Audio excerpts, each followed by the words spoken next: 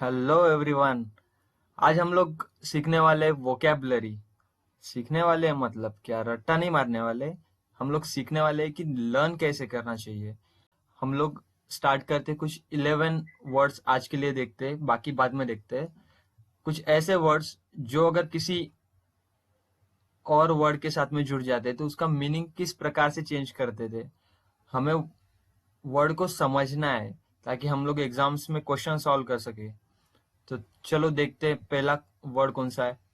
पहला वर्ड है ए और एन, जिसका मीनिंग होता है नॉट और विदाउट। अगर ये किसी वर्ड के साथ लग जाता है तो उसका मीनिंग इस प्रकार चेंज कर देता है, जैसे कि एक्रोमेटिक। एक्रोमेटिक मतलब होता है विदाउट कलर। ए क्रोमैटिक वर्ड को ब्रेक कर देना है ताकि हम लोग को उसके हर एक फेज का मीनिंग समझ में आए। एनहाइड्रस, हाइड्रा, हाइड्रो, ये जो वर्ड्स है वो वाटर के लिए यूज होते हैं। एन का मीनिंग अभी बताया कि नॉट और विदाउट होता है, तो ये हो गया विदाउट वाटर। दैट अगर सेंटेंस बनाना है तो कैसे बनाएंगे। दैट थिंग इज एनहाइड्रस, मतलब उसमें वाटर नहीं है, वाटर कंटेंट नहीं है। सेकंड देखते हैं, लेटर ए, जिसका मीनिंग होता है ऑन। एग्जाम्पल्स देखते हैं, हम लोग सारी चीजें एग्जाम्पल से समझ लेंगे उसका मीनिंग क्या होता है। थोड़ा रिवर्स में जाएंगे। अश्योर, अश्योर मतलब ऑन द श्योर। श्योर मतलब क्या होता है, सी शोर सुना है, सी शोर, समुद्री तट। Aside, on the side, he is standing aside, मतलब क्या है, समझ रहे हो, उसका मीनिंग समझो। किसी भी वर्ड को ब्रेक कर दो और उसके हर एक फेस का क्या मीनिंग हो सकता है, ऐसे सोचना है। तीसरा ए और एब और एब्स, उसका मीनिंग होता है अवे एंड नॉट। एबडक्ट, जिसका मीनिंग है carry away by the force. He is abducted by something, ऐसे सेंटेंस सुना होगा कभी किसी ने। He is abducted by something, तो कैरीड अवे बाय समथिंग ऐसे होता है। एबनॉर्मल, ये तो हमेशा हमने यूज किया है। अब कोई तो भी एबनॉर्मल है। अगर किसी वर्ड का मीनिंग समझना है तो वो पहले जान लो कि वो वर्ड किस सेंस में यूज किया जाता है। That means away from normal और not normal. He is not normal, he is abnormal, ऐसे बोलते हैं ना। तो उसका बेसिक कीवर्ड है अवे या फिर not. Absent, that is away और not present. Abbreviation, to shorten, मतलब अवे फ्रॉम बीइंग लॉन्गर। समझ रहे हो, away from being longer. Fourth word acro. Acro का मतलब है टॉप, हाइट, टिप, बिगिनिंग। अब एक वर्ड लेते हैं एक्रोनिम, इसको ब्रेक कर देते हैं एक्रो और नीम में। नीम क्या होता है, नाम से रिलेटेड है ना। सिनोनिम्स, एंटोनिम्स, ये कभी सुना है। सिनो का मतलब क्या है, सिमिलर लुकिंग नेम्स। एंटोनिम मतलब क्या है, अपोजिट वर्ड्स, मतलब opposite in sense of meaning. Acronym मतलब a word formed from the first capital letter of a word। जैसे एक एग्जांपल देखते हैं, नीति आयोग सुना है, NITI, उसका फुल फॉर्म क्या है। मतलब जो वर्ड है उसका फर्स्ट जो कैपिटल लेटर है उससे मिलाकर जो वर्ड बनता है उसको एक्रोनिम कहते हैं। अभी नीति आयोग का फुल फॉर्म बताओगे आप लोग कमेंट्स में। नेक्स्ट है इसका एग्जांपल एक्रोफोबिया।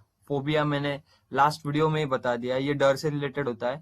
और एक्रो तो हमें पता है कि टॉप, हाइट, टिप और बिगिनिंग, मतलब फियर ऑफ हाइट, मतलब एक्रोफोबिया। जो इंसान हाइट से डर लगता है जिसको, उसको एक्रोफोबिया है, ऐसे हम लोग कह सकते हैं। Fifth act. अच्छा, हम लोग ये वर्ड्स क्यों सीख रहे हैं, क्योंकि हमें ऐसे हजारों वर्ड्स बनाने हैं। अब वोकैबुलरी का पोर्शन ही इतना बड़ा होता है कि सब चीजें हम लोग याद नहीं रख सकते, तो कुछ तो याद रख सकते हैं। तो उसी हिसाब से कोरिलेट करना है। एक्ट, एक्टिंग सुना ही होगा, पर इसका मीनिंग होता है कि to do something. For example देखते हैं, activity, something that the person does. अब पर्सन डज ये उसका ओरिजिनल मीनिंग है। कोई एनिमल कोई हरकत करता है तो उसको एक्टिविटी नहीं करते, उसको मूवमेंट कह सकते हैं, right? So something that a person does, react. अब इसको ब्रेक कर दो, री और एक्ट। री मतलब क्या है? Performing something again. एक्ट मतलब क्या है? To do something, that means to do something in response of something. Similarly interaction, inter मतलब इन बिटवीन समथिंग, और action communication between two things, two और मोर थिंग्स। ये सब मैं आप लोगों को इसलिए सिखा रहा हूँ क्योंकि एग्जाम्स में हमें पैसेजेस आते हैं, वोकेबलरी आती है, एंटोनिम सिनोनिम आते हैं, जिसको हम लोग उस वर्ड का मीनिंग समझे बगैर कर ही नहीं सकते। तो कोई भी स्टेट पीसीएस हो, यूपीएससी हो, पैसेज तो हर एग्जाम्स में आते हैं। अगर पैसेज में किसी वर्ड का मीनिंग नहीं समझेगा तो आप लोग स्टक हो जाओगे। तो एटलीस्ट हमें गेस करना आना चाहिए कि हम जिस वर्ड को देख रहे हैं वो किस एक्सेंट में यूज किया गया है। तो नेक्स्ट वर्ड देखते हैं, सिक्स्थ, एग्र और एग्री और agro is related to farming. Meaning उसका फार्मिंग होता है। तो एग्रीकल्चर जो होता है वो मैनेजमेंट ऑफ द लैंड होता है। Agri business, making money by utilising land. Agrarian, rian मतलब जैसे पॉलिटिशियन होता है ना, शियन जब लगता है तो द पर्सन आ जाता है। तो ये relating to the person that manages land. Next is alg और algo, that is related to, meaning उसका बेसिक मीनिंग होता है पेन। मतलब अगर न्यूरल्जिया है, एल्ज आ गया, तो उसका मीनिंग होता है पेन कॉज्ड बाय समथिंग। और न्यूर, इसको ब्रेक कर दो, इज रिलेटेड टू नर्व्स। कल ही सीखा ना, neurology is related to study of nerves. तो स्टडी ऑफ नर्व्स मतलब अगर न्यूरोलॉजी है तो न्यूरल्जिया मतलब पेन। अगर आपको पता है कि अल्ज मतलब पेन होता है, तो pain caused by nerve, analgesic, an algesic. Alg का मीनिंग पता है, पेन होता है। ब्रेक कर दो वर्ड को। एन मतलब क्या होता है? नॉट होता है या विदाउट होता है। दैट मीन्स ये कुछ ऐसी चीज है जो हमें पेन से दूर लेके जाती है, या जिसके यूज करने के बाद पेन नहीं होता है। देख लो meaning, a drug that makes one pain free. मतलब पेन फ्री होना है तो इसको यूज करो। एट्थ है एम्बुल। एम्बुल मतलब होता है वॉक और मूव। तो इसका एग्जाम्पल देखते हैं। Amble, to walk in a slow और रिलैक्स्ड वे। एम्बुलेंट, वॉकिंग और मूविंग अराउंड। एम्बुलेंस, ये एग्जाम्पल थोड़ा सा देख लेते हैं। एम्बुलेंस, ये सबको पता है कि ये क्या मूव करता है, ये पेशेंट को मूव करता है। अभी यहाँ पर एक और क्वेश्चन है। एम्बुलेंस, ये हमेशा उल्टा लिखा हुआ होता है ना? तो ये सीधा दिखने के लिए जो साइड मिरर्स रहते हैं कार्स के या बाइक्स के, तो वो किस मिरर्स, किस टाइप ऑफ ग्लास या which type of mirror is used in framing the side mirrors, ये क्वेश्चन है आज का। नेक्स्ट इज एंड्रो और andr is related to man और male kind of thing.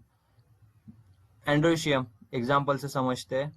Male reproductive organ होता है प्लांट्स में। आ गया मेल, एंड्रो अगर आ गया तो। और misandry, that means hatred towards men. कुछ लड़कियां होती है ना जो कहती है कि सारे लड़के गलत होते हैं, वैसे टाइप का जो मेंटालिटी होता है, एक generalize statement. Misandry, hatred towards men. Tenth is anim, जिसका मीनिंग होता है लाइफ और स्पिरिट। स्पिरिट मतलब रूह। Animal, a living organism. Animate, to make alive. किसी चीज को अलाइव के फॉर्म में दिखाना, उसको एनिमेट कहते हैं ना। ऐसे वर्ड का मीनिंग समझो, क्योंकि हम लोग कॉम्पिटिटिव एग्जाम्स की स्टडी करते हुए न्यूज़पेपर पढ़ना पड़ता है। तो प्रॉपर मीनिंग समझे बिना न्यूज़पेपर का एनालिसिस कुछ काम का नहीं है। तो न्यूज़पेपर हो, पैसेज हो, वोकेबलरी हो, एंटोनिम सिनोनिम हो, या फिर कभी कभी अगर तुम्हारा यूसेज बेस्ड इंग्लिश अच्छा है और उसमें लॉजिक भी है, जैसे हम लोग ब्रेक कर करके कर रहे हैं, तो उस लॉजिक से तुम लोग इडियम्स भी सॉल्व कर लोगे एग्जाम्स में। नेक्स्ट एग्जाम्पल देते, equanimity of balanced spirit.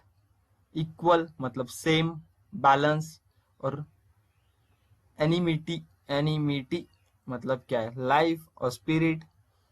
11th is ann और एन, जिसका मीनिंग होता है ईयर।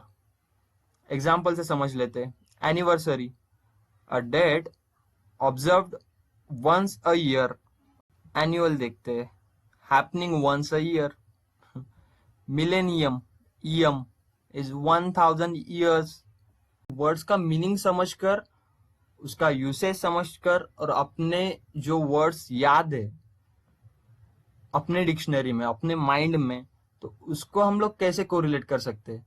अभी एम्बुल वगैरह ये जो वर्ड्स दिए हैं, ये हमारे डेली यूज्ड वर्ड्स है, जिनको हम लोग कभी ब्रेक नहीं करते। एग्रीकल्चर है, इसको ब्रेक करके देखो कि क्या बन रहा है। सीखने का तरीका बदलना चाहिए ना, इंग्लिश का डर ही खत्म हो जाएगा अगर ऐसे सीखोगे तो ये था आज का lecture. Thank you so much. Thank you for watching.